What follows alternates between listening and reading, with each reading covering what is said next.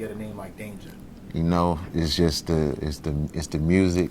It's what I like. If you see me play on the keys in the studio, whether I'm playing around or I'm kind of doing my thing, the way I used to program is just all with the hands, real fast, like I'm doing arpeggiators and things like that.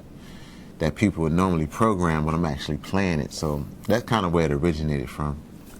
But it's just the music. I think the music says everything that the name, whatever you may think the name is, if you listen to my tracks, that's what you should hear and feel. The artist thing is like a super low-key, shy guy side thing. But no, I was just a musician in church, and it just evolved from there. I remember being 9 years old and I had my first keyboard, and I used to look at it like, how can I record? Like I always had this thing to want to create music, even being uber young.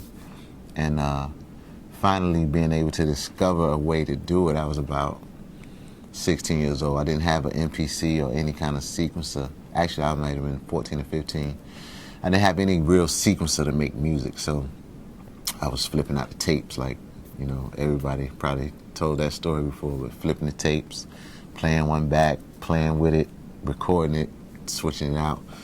So that's how I started sequencing. I was in about 10th, 11th grade. And then finally got my hands on a 6-track Casio, and that changed the game for me. But it was in high school. It was just a natural progression from being a musician in church to just being a creative person. And it was just pumping through my blood at an early age.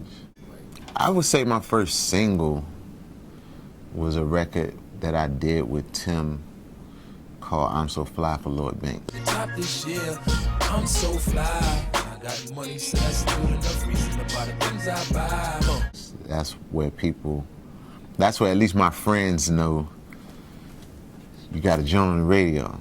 And that would be the first one that was like a hit record, I guess. And that was 2004 or something like that, like really, really early in my professional career. After that, it would be, man, what would be the Justin Timberlake and the Nelly Furtado records that were the big smashes that everybody kind of obviously knew. Which ones? Say which ones? Sexy Back and Promiscuous Girl. Those were the two records of that summer in 2006. And those two records that's when the name and my attachment to those records really brought me a little bit of notoriety. Everything I can say from I'm So Fly on, my name was on the records. I didn't do anything that I didn't get credit for.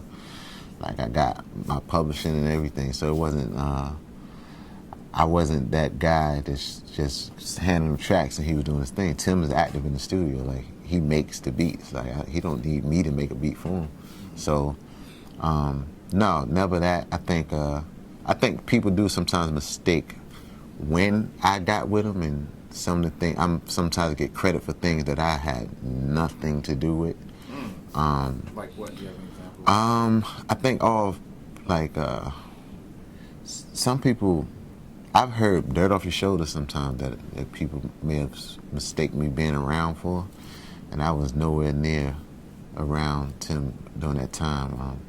It was some other things dated back, like I'm talking about too far back for people to even consider that I was around. So, but no, our era began in like 2004, and that was it.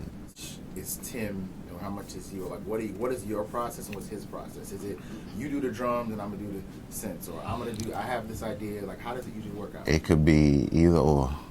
Either he do the drums, and that's a big thing for me. Sometimes I had the drum track because he's the master drum programmer. So I had the drum track and he would add on top, or I would build around things he would do with his mouth, or he would go in the booth, and we worked simultaneously. Like it would be 5 keyboards set up, and Marcella, who's in here with us, would have the honor to have to record all of these keyboards at the same time and then chop it up and turn it into, we both recording pieces live, and we have to in real time pick out pieces that we want to use. So It just depends. Like, if I start an idea, he'll start an idea, and we collectively finish it.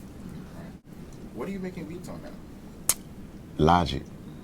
But I just got that Renaissance MPC, and I feel like the old me nowadays.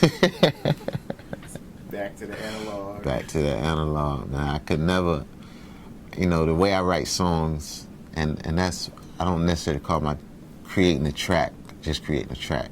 I'm writing a song. It might not have a lyric or melody, but I'm writing a song as far as structure with intro, bridge, chords.